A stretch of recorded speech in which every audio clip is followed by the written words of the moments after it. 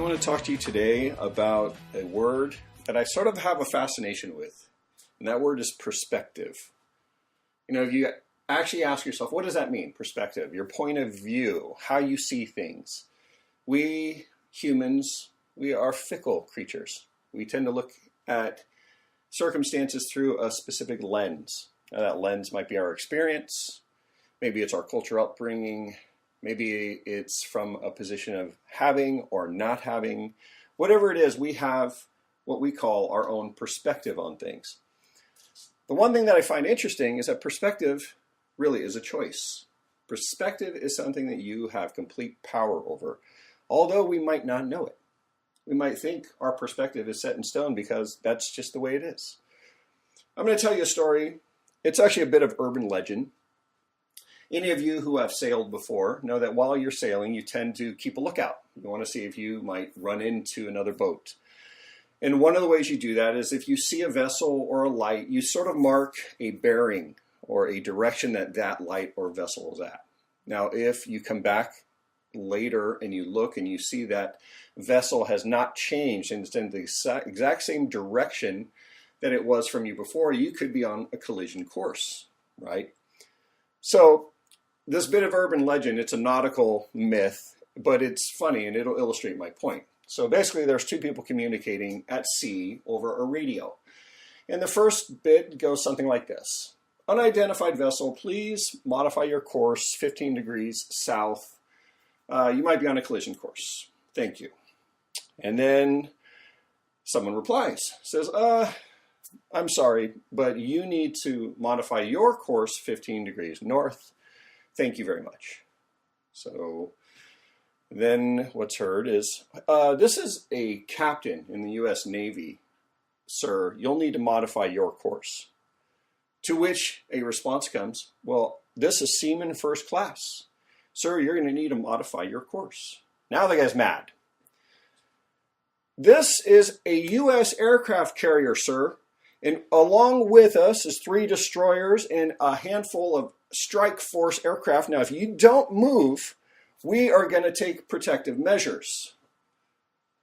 And the last thing that was heard in this radio transcript that actually never happened was, sir, this is Lighthouse number 135. You make the call. So what do we learn by this?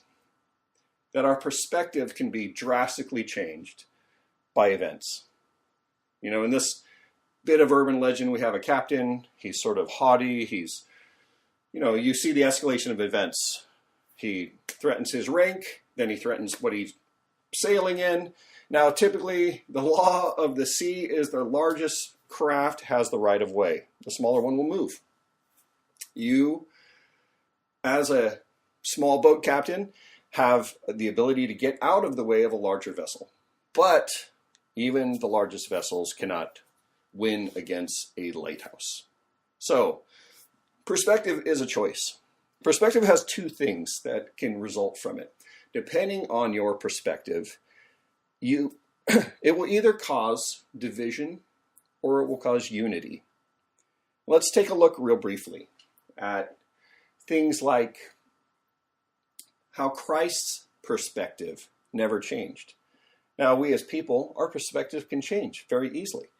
And a lot of the things that cause that might be circumstances we don't see at the moment.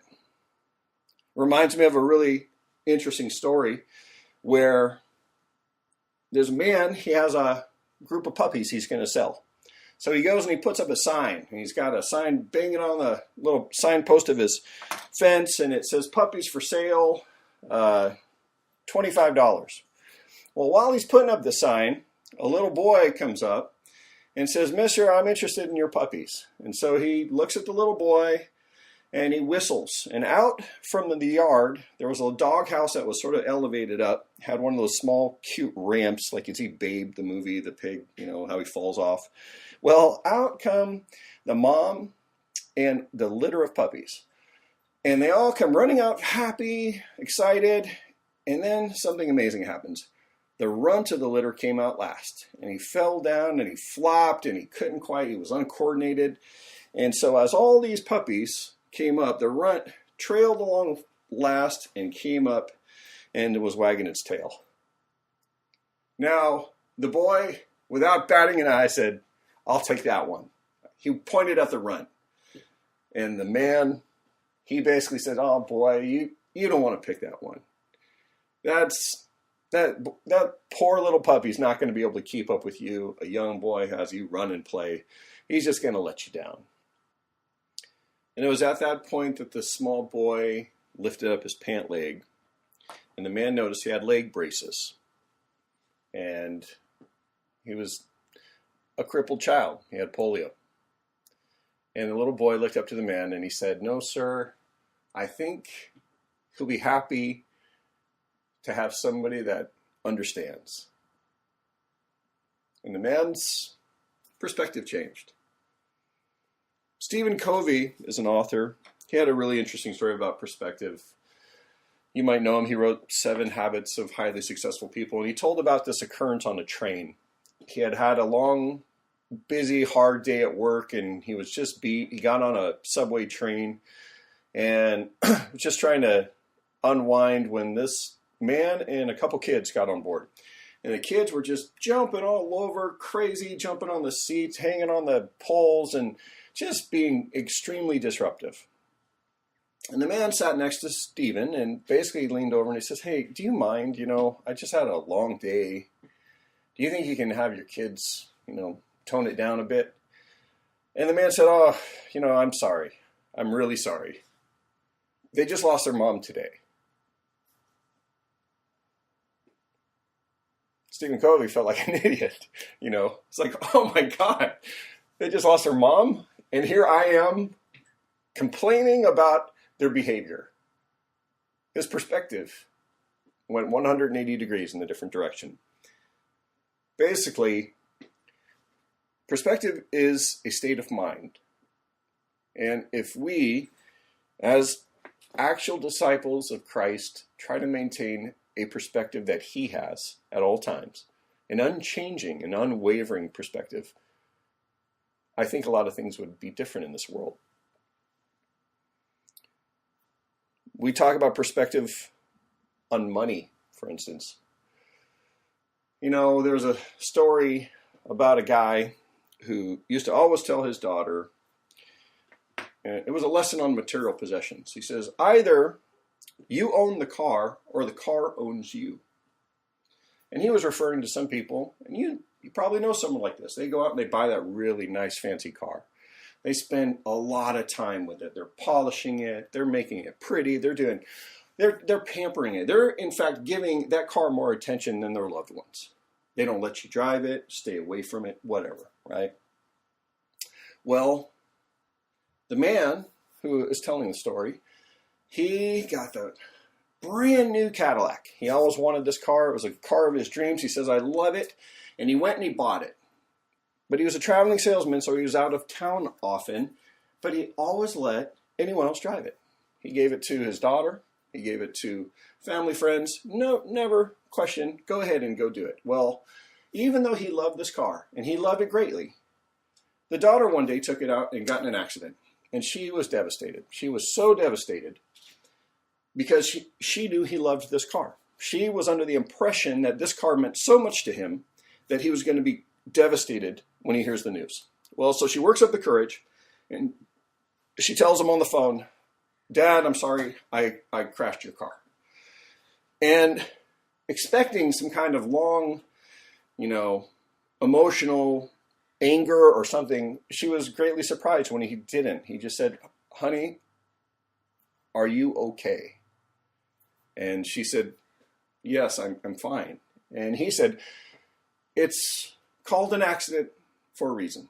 You didn't get in the car, go out and drive with the intent of getting in an accident. It's an accident. The car can be fixed. It's just made of tin. It's a tin box. What's important is that you're fine. And it really sort of sat home with her that the attitude that we have towards possessions, it really is, do we own them or do they own us? Do we have a house that's so big and so lavish and so nice that we work we telling kids, oh, don't go across the marble floor, get away from that wall with those crayons. You see what I'm saying? There are people that just let possessions take that place of importance in their life, and they take it into an incorrect perspective. In the gospel, it tells of an occurrence where the Pharisees laid out plans to trap Jesus with his words. So they had come out and they asked him, is it right to pay the imperial tax to Caesar or not? Now Jesus knew what they were plotting. And he said to them, show me the coin used to pay this tax. And so they brought him a denarius. And he asked them, well, whose image is on this? And they said, Caesar. And so he replied to them, give back to Caesar what is Caesar's, and to God what is God's. Jesus actually spoke on the topic of money more than any other topic. He talked about it in more than love, more than faith, more than hope, more than anything. Money was his number one topic. Bizarre if you think about it. And the reason, I think, is because his understanding that you cannot serve two masters, you cannot serve God and money, was the largest detriment to a relationship with him, with God. Money is so instilled into our culture, our life, our possessions, that it takes a front seat. If you really think, where do you put the most of your time and energy? It's probably to pay a bill, to raise money, to send the kids to school.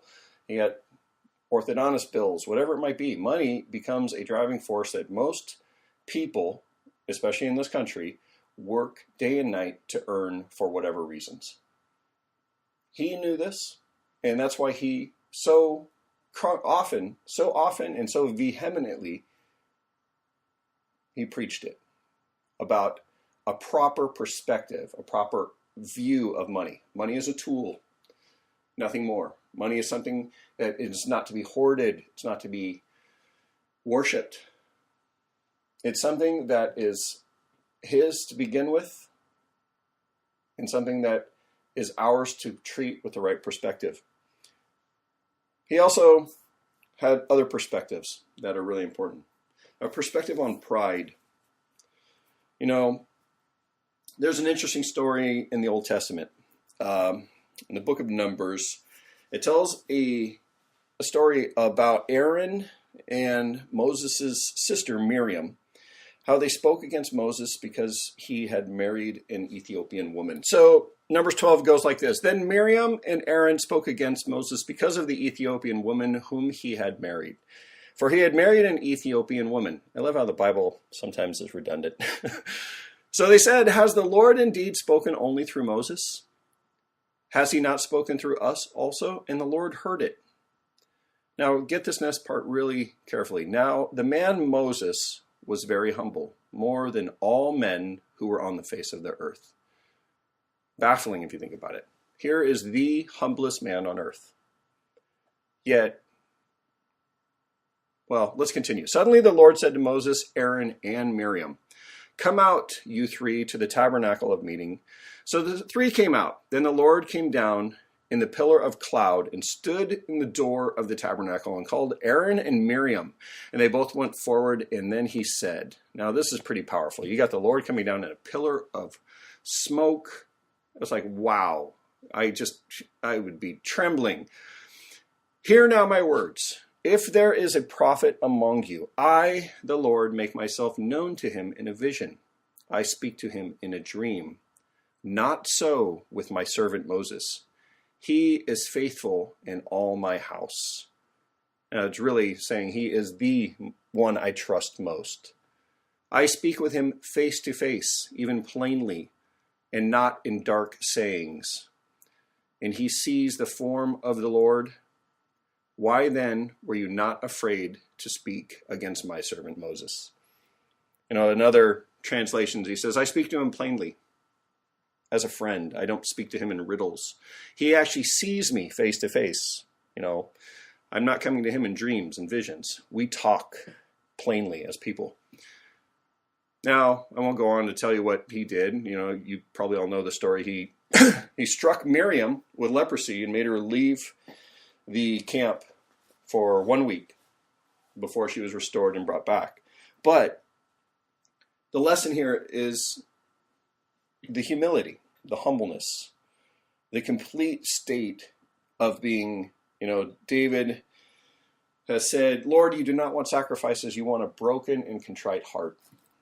He does not want pride. He doesn't like it. God is opposed to the proud. So the perspective of pride, it's like even we see this in the New Testament in Mark chapter 9, when the disciples were arguing with one another about who was the greatest. Jesus called the 12 and said to them, if anyone would be first, he must be last of all and a servant to all.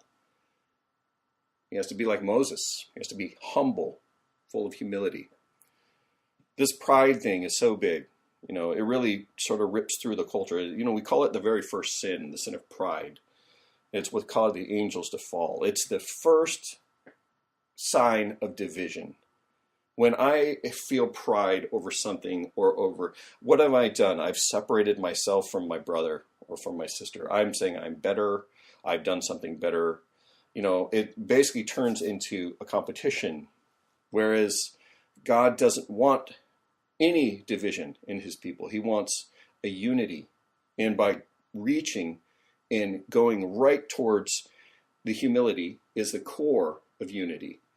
In Proverbs 18:12, it says, before destruction, the heart of a man is haughty, and before honor is humility. In Philippians 2, let me read this to you. In Philippians 2, therefore, if there is any consolation in Christ, if any comfort of love, if any fellowship of the Spirit, if any affection and mercy, fulfill my joy by being like-minded, having the same love, being of one accord, of one mind. Let nothing be done through selfish ambition or conceit, but in lowliness in mind, let each esteem others better than himself. Let each of you look out not only for his own interests, but also the interests of others. Pretty powerful words here. Basically saying, be like me, be humbled. In Philippians, it goes on, let this mind be in you which is also in Christ Jesus, who being in the form of God, did not consider it robbery to be equal with God, but made himself of no reputation, taking the form of a bondservant and coming in the likeness of men.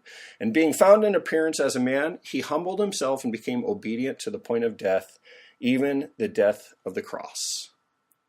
Therefore God also has highly exalted him and given him the name which is above every name. Just like that proverb said, before honor is humility.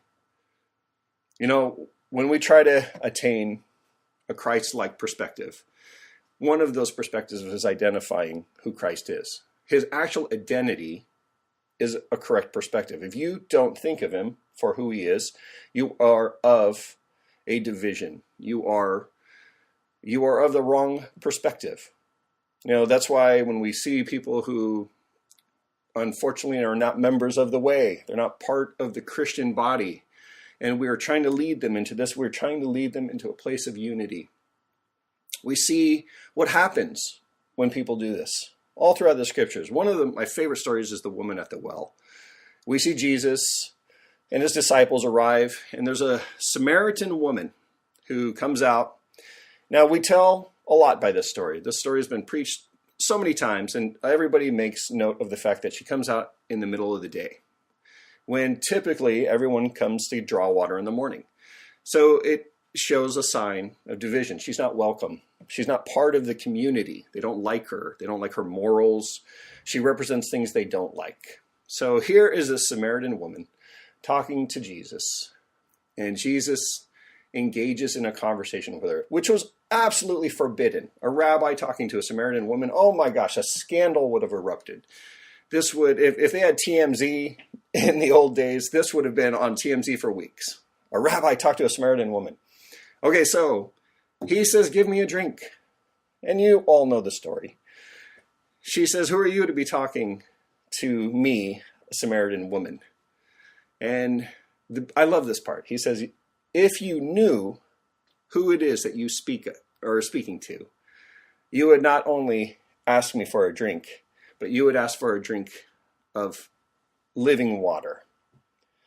Now, We won't go into the whole sermon about the woman at the well, but what I did want to bring your attention to is what happens when he actually tells her, after she says, we know that the Messiah is coming and that he will make all of this known to us. Now, this is the very first time in the scriptures that Jesus actually reveals who he is plainly to anyone. And it's a Samaritan woman of ill repute. And he says, I am he that you are talking to. And what happens next? She runs back into the same village that had outcast her, saying, this man, you must hear him. The Messiah has come. Right? Beautiful story. What is left after this? Jesus and his disciples actually spend days there. And instead of a society where there's an outcast woman who goes to a well by herself in the middle of the heat, what he leaves behind is a unity, a town that actually is united, of same mind. Just like they say in Philippians, be of one accord, of one mind. Let nothing be done through selfish ambition or conceit, but in lowliness of mind, let each esteem others better than himself.